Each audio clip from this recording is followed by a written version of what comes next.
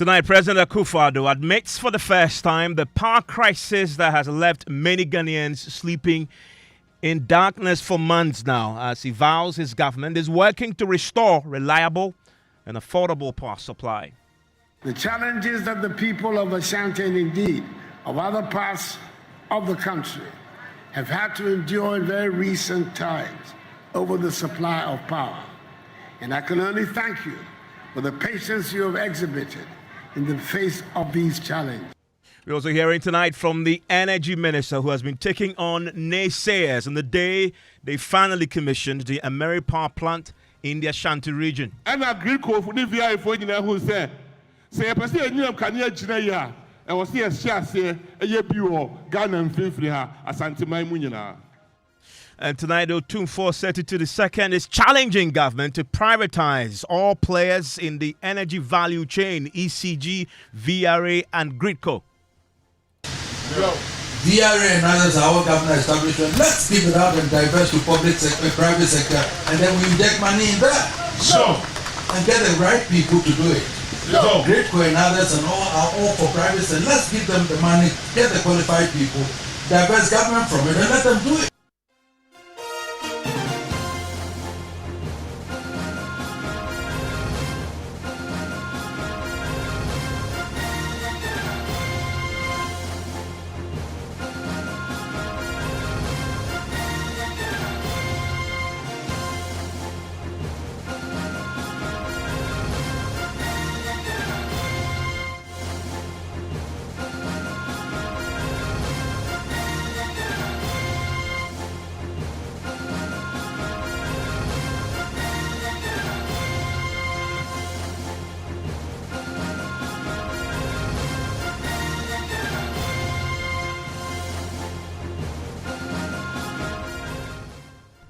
This is Top Story with Evans Mensah.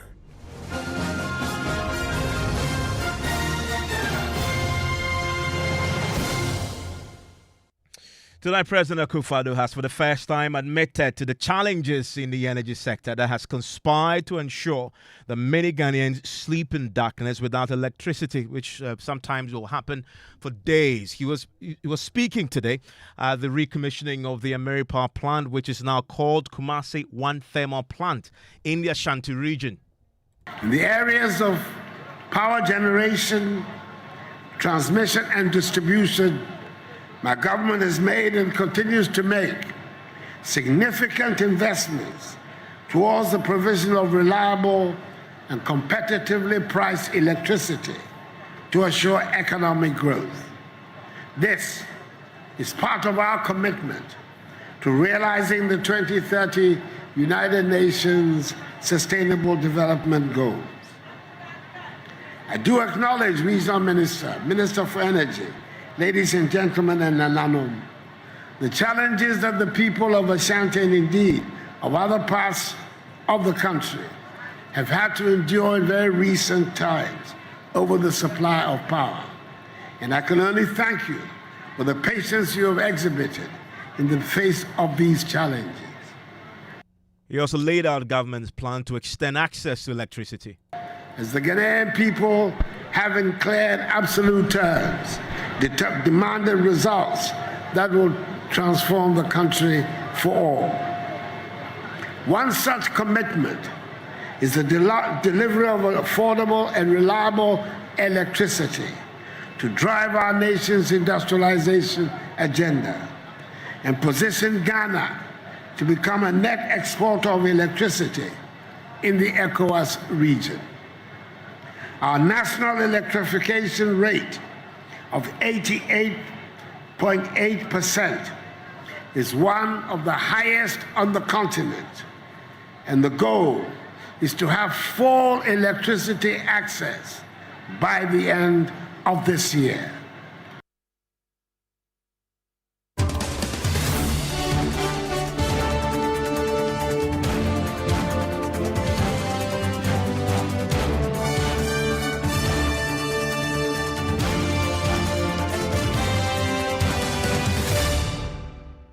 And I want to take you to the Ashanti Regional Capital, where the commissioning has been happening in the last few minutes. And as you know, it also turned into some sort of a campaign rally. After all, this year is an election year. I want to bring in right now Nana Boakye Yadom, who has been covering this for us. Nana, thanks for your time.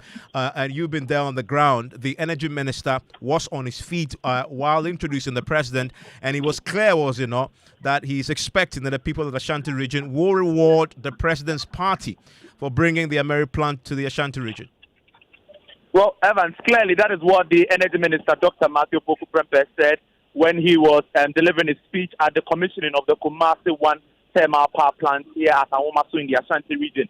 He has been touting the achievement of President Akufo Addo in every sector, especially in his sector, that is the energy sector, with regards to what the president has been doing to ensure that there's stable electricity, especially with the establishment of this K1 TPP, the rebranded Ameri plant, which was moved from Takrade to Awomaso here in the Ashanti region. He says that the people of Kumasi and the people of Ashanti region, the people of Ghana, should reward President Akufo Addo for all that he has done for Ghana, for what he has done to keep our lights on in the past 7 years. Although there have been some intermittent power cuts, and he's hopeful that in the coming days and in the coming weeks, President Akufo Addo and then he himself, the energy minister, and his ministry will be putting measures in place to make sure that we have stable electricity, and also which would lead to the people giving President Akufo Addo and his party, especially Vice President Dr. Mahmoud Bawumia, another term to lead the country. Now, we're glad you're so the Sanano, Mushawa Chingo, Chia, and if for her, Asasia, Agomaso, Nimpayfor, Adiama by IAC, the back energy, 800 megawatts. Mempai Boa Beboa and say, Nanada Danko Akufo Addo, Nadida Asui, Nanisu Adia Hui, I never bet Hui. As I before by any. As I before by Shirani, Ama. Aba ye betwe na nanu da kwa Akufo Addo party no asantifo aka say osi ade your party dia ye dem wa na ye dai ko mutio omo mu ka bi ni nyina sabe akoye say aye mpuatwa na adidi atem adeta na nadu da kwa Akufo Addo abaye we wa Asante mem no kre onya Asanteni. And so, I know Obi ni Obi o. Obi ni dey. Me say, me buy any aseshem rather da this share na to. Said there be ye beye. There be ye beye. There be ye fan kwa ware be boa. There ne ho aso. Ah obaba fia be sre. E dey dey. Odo Obama na we dey. E why na Akufo Addo asiesie ne ho. What in Anuaka was in a boat, Abba Semper, for say, me kind, me person me, yeah. And that there is the energy minister speaking at this event where the government recommissioned the Ameri Power plant. And I still have with me my colleague, and what you've just been listening there is the energy minister asking the people of the Ashanti region to vote for the MPP because of what the president had done by supervising this relocation of the Ameri Power plant to the Ashanti regional capital. And Nana, what has been the reaction to all this? Well, Evans, the people did receive the message well. They gave the energy minister a round of applause. They have been so excited, especially the people of Awomaso, with the commissioning of this new thermal power plant in the Awomaso and the Ashanti region. And so with the energy minister's remarks, the people were excited. They received it with so much excitement, I must say. Thank you very much. I want to bring in right now MP for Sekondi and former Deputy Energy Minister Andy Japamesa. It was during his time that a lot of work was done in getting the infrastructure in place for this particular plant to of course, bring in power into the national grid. I want to bring him on right now. Thank you very much, Andy Japamesa, for your time here on Top Story. My pleasure, Ivan. And as you now know, this is now active. But how much of a difference is it going to make to the power situation in the country? You still will need to supply that plant with gas. And we know that has been a challenge recently. Well, let me say good evening to your cherished viewers. Listeners, my apologies. and to indicate that if you heard the energy minister quite clearly, there were some great studies that was done in 2014, which then indicated the need for us to build another power enclave in the Middle Belt. Okay, because presently we have, if you like, 3 power enclaves. One in the Western region, Aboase, one in the Tema enclave, and of course, Akosombo. So when the plants that were procured under the Ameri transaction, under a BOOT transaction, was paid for in 2021, and the plants were then transferred to the government of Ghana, the ministry, with approval from His Excellency the President, of course, decided to actualize that great studies that have been done and the outcome that have been generated to move 6 of those plants initially. In fact, it was originally to move all the 10. And subsequently, VRA then indicated that they wanted to use 4 of the plants to repower T3, which is some plant that is located in the Aboase enclave that had an issue when it was being commissioned. Okay, so the whole rationale of moving the plants into the Ashanti region is, one, to create a power enclave in the Middle Belt to help in grid stability and transmission reliance. And so obviously, that then becomes what the immediate benefits of those movement of those plants to Kumasi then achieves. They will help in improving transmission reliability and also grid stability. Fundamentally, on the gas front, I mean, I'll come to the gas a bit because of the subject of the relocation, though. We just had the minister make a point about vote for the MPP. Fundamentally, just moved it from one location to the another. A plan that you didn't procure, that the NDC did, that you vilified them for. What's the achievement in this that requires that you are voted for? Okay, so for starters, we always say that we have excess capacity, right? And people doubt us. But this plant in itself demonstrates clearly the excess capacity that we have within the power system. Why? Because when the BOOT end date occurred in February, March of 2021, we have never turned on those plants to generate power in this country till today. So, are you going to leave it, sitting idle forever? No, because you paid for it as a country. And so if there is already an existing study that goes to say that build a new power enclave in the Middle Belt, then it makes sense to deploy those plants to Kumasi to then begin the process of achieving that objective. Obviously, this is not the only one. We have contracted AXA 350 megawatts that will come on stream in 2017, 2027, 2028, which is going to be part of this plant. Senate is also having discussions with government to move the plants that are sitting in the power enclave to Awomaso. Andy, so keeping to them suggest honest, that moving it from one location to the other, really, I fail to see how that is relevant. The criticism that the NPP, if I recall quite clearly, made against this plan was that it was established that buying these plants actually from the manufacturers was going to cost us way less than the arrangement that Mr. Mahama and his government had gone into this, the Ameri African Middle East company that was incorporated only a month or so before the transaction was consummated, than buying it from the original equipment manufacturers. And that's a matter of fact. That cannot be debated. But that said, government of Ghana has actually paid for the plant over the 5 years. The transaction has been consummated. The transfer has been effected. And because we didn't have a need for it, we kept it.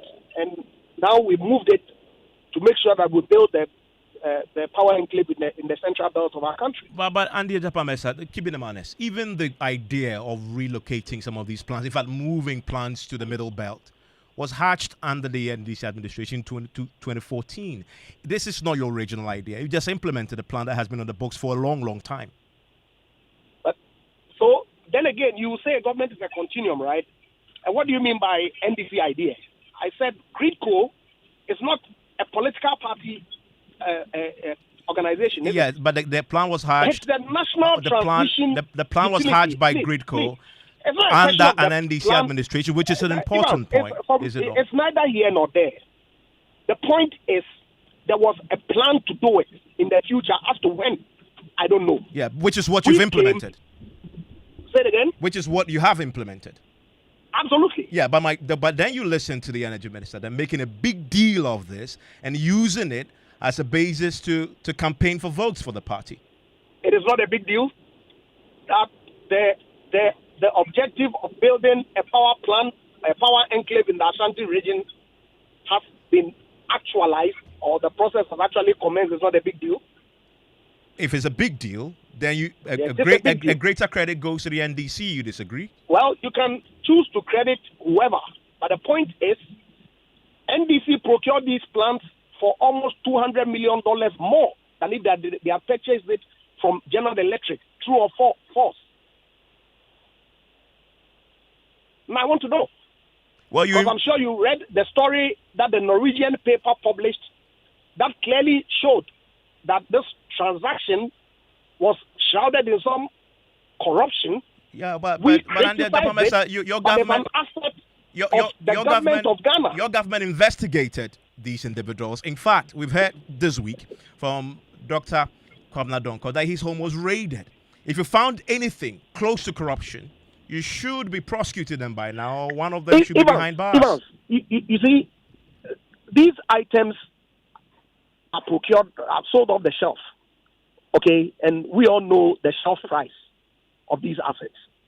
Okay, and so yes, if you decide to buy it from a third-party middleman, as opposed to going to the original equipment manufacturer to acquire those plants from, you can calculate the loss or savings that you make from these two sources. Correct?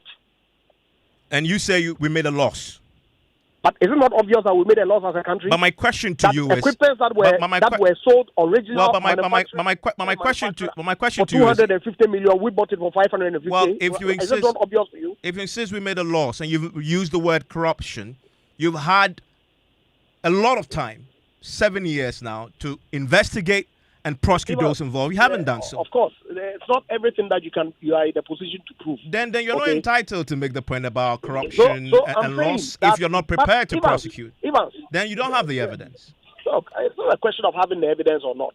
The most important thing is this, that the good people of this country appreciate, and I'm sure you appreciate, that these equipment, in fact, were sold by for 250 million. We bought them for 550. Is it not obvious to anybody that there was something wrong with it? But yes, you signed a contract with a third party that you procured it from.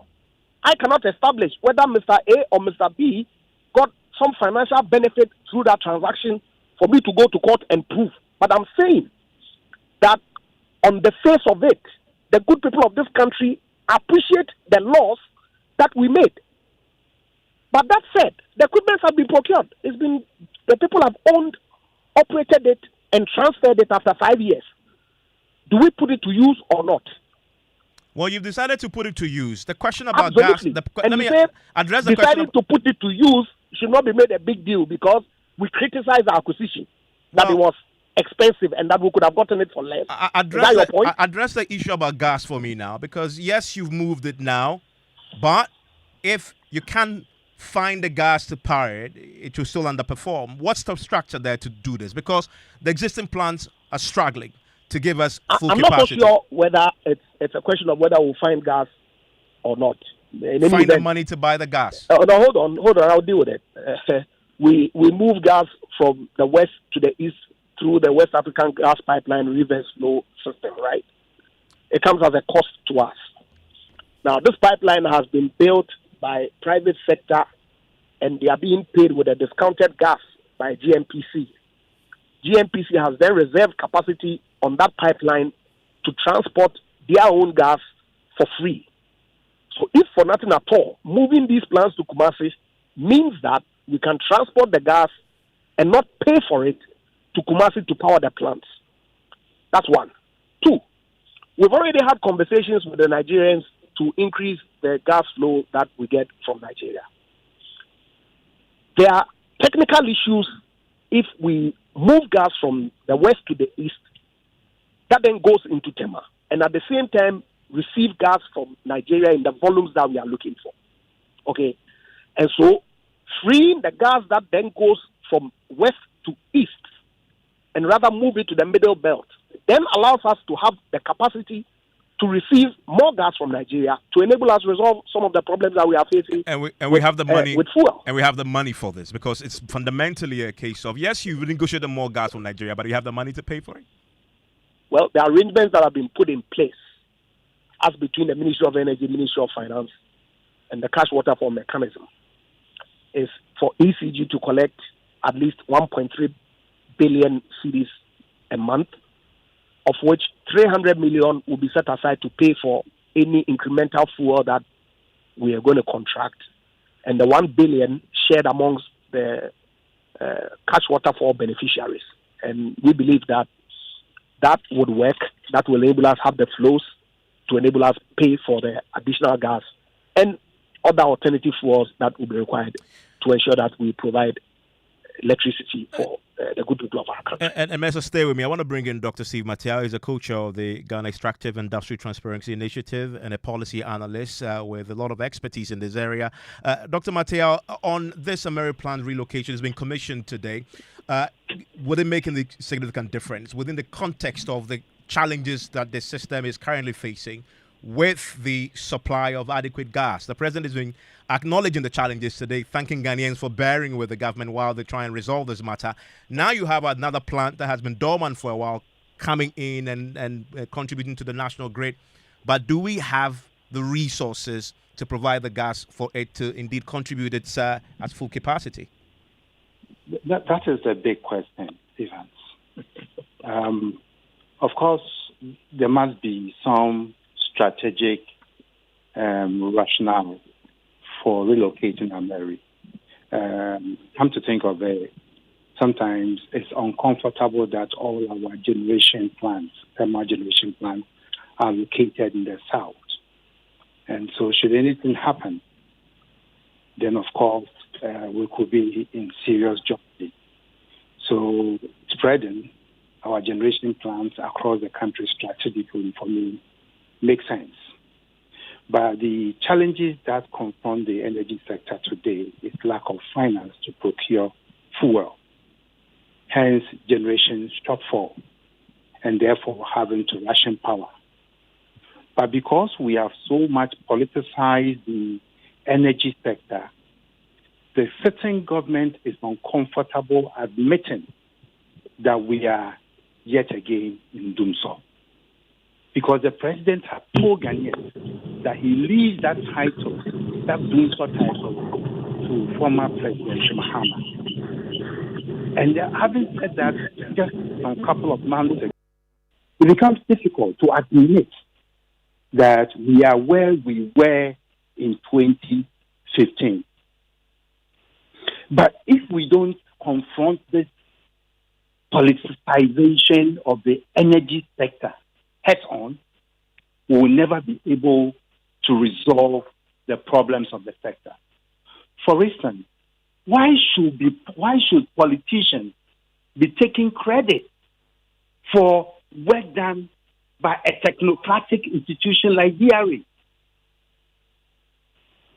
You have state-owned enterprises. They are supposed to be companies, and they do their work as expected of them. And then you have politicians taking credit for the work done by a company. If it is not the politicization of these institutions, what else could that be? And today, the president even gave us a bit more detail on this. In fact, the entire relocation and the putting in place infrastructure was solely funded by VRA. Yeah. So GRA was set up to do these kinds of things. And they are doing it. So why should politicians be dancing around and making fanfare of it? I don't understand it. You see, we used to be in this situation years back with Ghana Commercial Bank then. Today's BCB. And it led to overexposure of the bank to the extent that the bank was brought on its knees and government had to take a decision to privatize BCB. Because government was directing where loans should go. And loans, credit facilities were established beyond the capability and capacity of GCB to Tamawayon Refinery.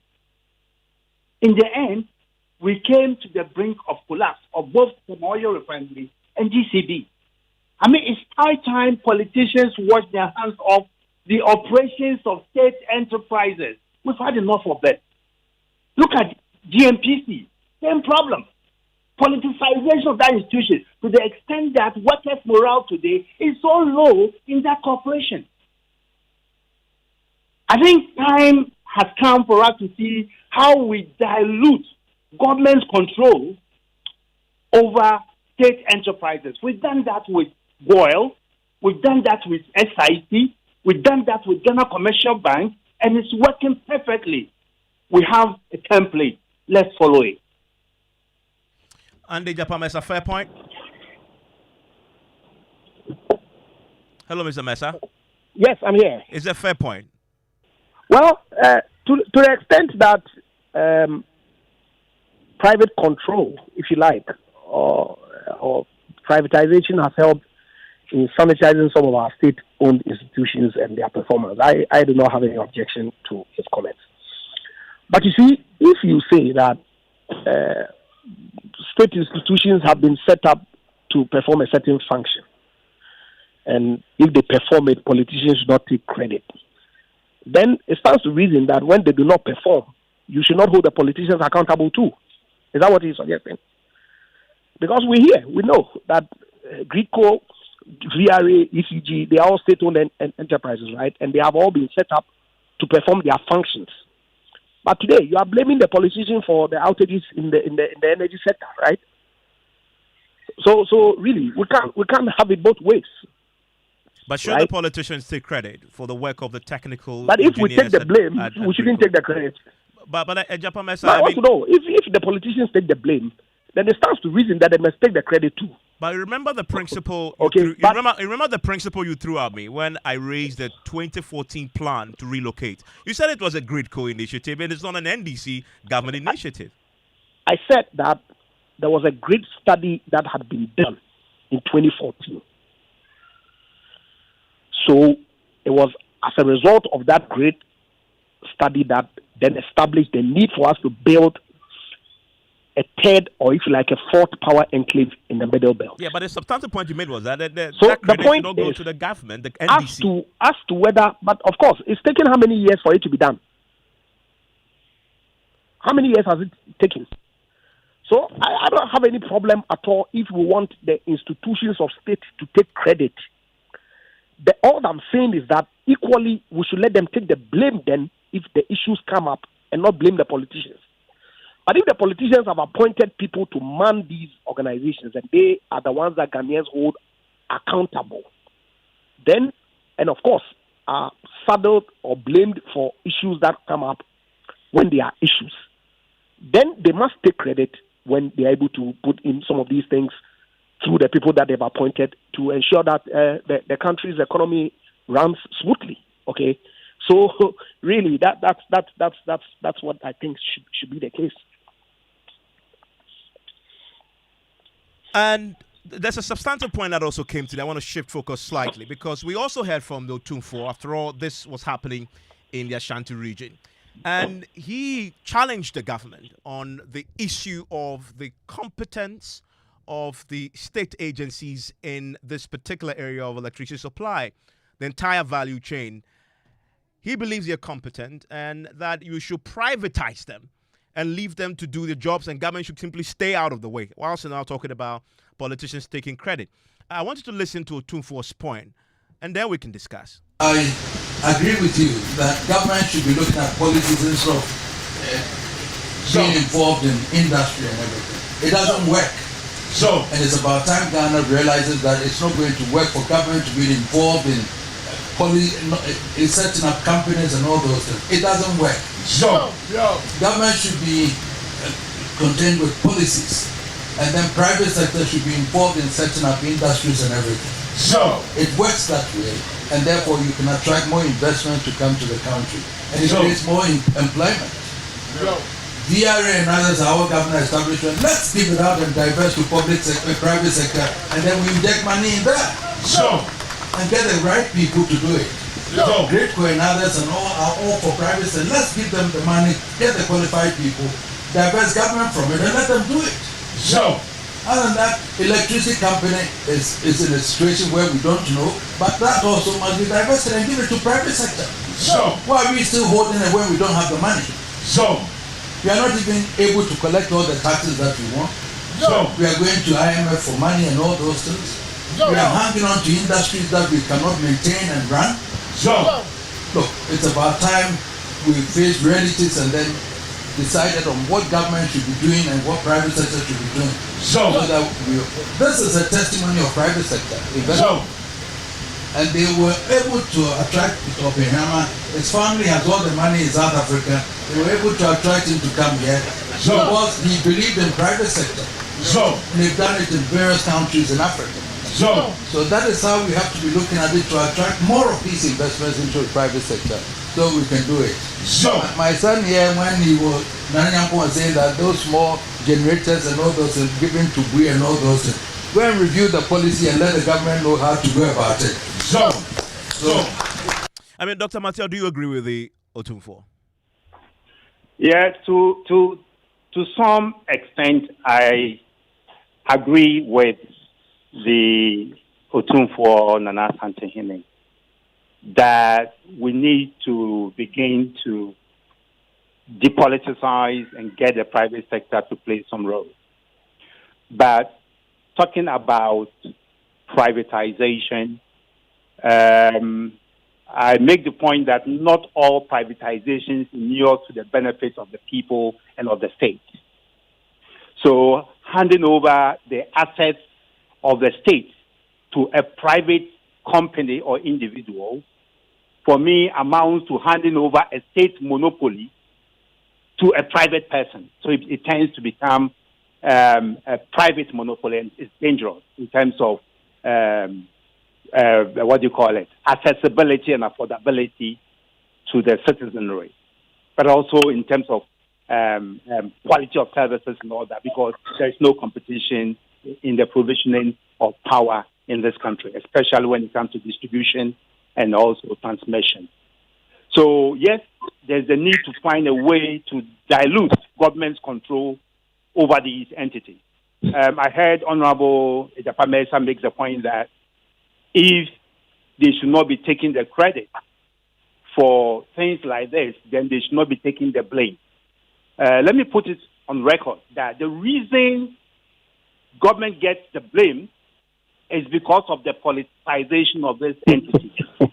I mean, to the extent that we, a lot of the time, sidestep the Public Services Commission and appoint political people, politically connected people, to head these institutions. And then we ask them to go through the process of regularization with the Public Services Commission. That is a misnomer. The proper way to appoint these people is to advertise the positions and go through a competitive process organized by the Public Services Commission and appoint them.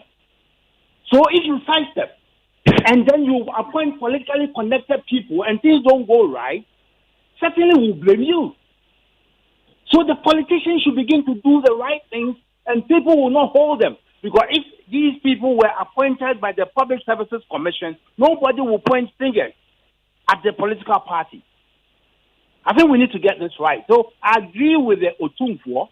Yes, we need to find a way of diluting government's ownership and control of state-owned enterprises. And I made the point earlier that we have a template that has worked very well, let's follow it. To the extent that the infrastructure was provided with taxes of the people, government cannot remove itself entirely from the arrangement. But then we give opportunity for private people, individual Ghanaians, organized groups to acquire stakes in these enterprises. When you do that, you are able to raise capital. When we listed GCB on the stock exchange, their shares were oversubscribed. SIC was listed, their shares were oversubscribed. And then Goyle was listed, their shares were oversubscribed. Which means, no matter even how bad those situations were, Ghanaians were interested in owning parts of their own assets. Let's create that opportunity. And I think that governance of our state-owned enterprises will improve. And the Japan Mesa, to privatize or not, Otunfo believes privatize. Everybody in the value chain. What do you say? Well, I think some level of privatization would help. And then, of course, for the point that Samantio makes about social safety nets that you provide to especially the vulnerable amongst our society, some level of state participation is also important. Okay. So to a very large, and indeed, I mean, I am aware that there's a cabinet approval, for example, to separate the thermal assets of VRA from the hydro assets, okay, and privatize the thermal assets and let VRA manage all the assets on the Volta River, for example. So there's a talk of consolidation of VRA and Bui, okay, so that we have one entity managing the entire assets on the Volta River, and of course, privatizing the thermal assets that VRA owns. That would be a way, because you have to look at security as well. I spoke a short while ago about the issues that we've had with WAPCO on the reverse flow, for example, where at any point that we delay in payment, okay, they turn it off, and we are unable to generate power in the Eastern Enclave, for example. And so if we have our own pipeline, for example, okay, we can put in mechanisms that ensures that they are operational, but never arrive at a point where they take the state to ransom, if you like, and turn it off because we are unable to pay at a particular time when invoices are due. And so I agree that to some extent, private sector participation helps. We tried it with PDS in the ECG space for some breach of conditions, if you like, the transaction was terminated. I know that there's conversation around privatizing the distribution, okay, I mean the last mile metering and collection of ECG, but of course that has not been effected yet. I don't know about our transmission infrastructure, whether Gridco, for example, because of the critical role that it plays, it has to be placed in private hands. I don't think so. I don't know of many jurisdictions where there are transmission infrastructure. Of course, there are places where there are multiple transmission companies, okay, and so some may be private. We have only one. And so you want to look at security, you want to look at availability, you want to look at sabotage. And so it's important that some of these assets are kept in state hands. But of course, I'm sure that the function that Nana Asante was speaking at was the GENSA function, not the commissioning of the Kumasi 1 thermal power station. Okay, where GENSA's investment, private investment, led to the construction of the pipeline, gas pipeline from Prisia all the way to the Awomaso site, with branch lines to Yinaini and other places, to ensure that when the bauxite value chain development that government is preaching comes on, they are able to transport gas into those enclaves. And so that purely was private sector funded, and it's a good investment. I'm sure that they will make a good return and be able to maintain the facility that then will become made available to actors within the power space who need gas services from this company. Andy Japamesa, thank you very much. And tomorrow at 6 p.m., we're going to have a national conversation, the Joy News National Dialogue on guaranteeing reliable power supply. Dr. Steve Matea is a member of that conversation. He will be part of that conversation, is a member of the panel. And Andy Japamesa is welcome to join us. Also, all of you are welcome to join us at 6 p.m. Everybody's coming to the table to talk about what is happening. We've heard from the president today say that he acknowledges the challenges and is thankful that you all have been patient with the government while they find a solution to the crisis, the doomsday crisis that you've been dealing with. Let's talk about finding solutions to this. It has been recurring over the years. What permanent solutions can we offer to this particular challenge? It's at 6 p.m. tomorrow, the Joy News National Dialogue on guaranteeing reliable power supply. Want to join us for that conversation tomorrow. Still ahead here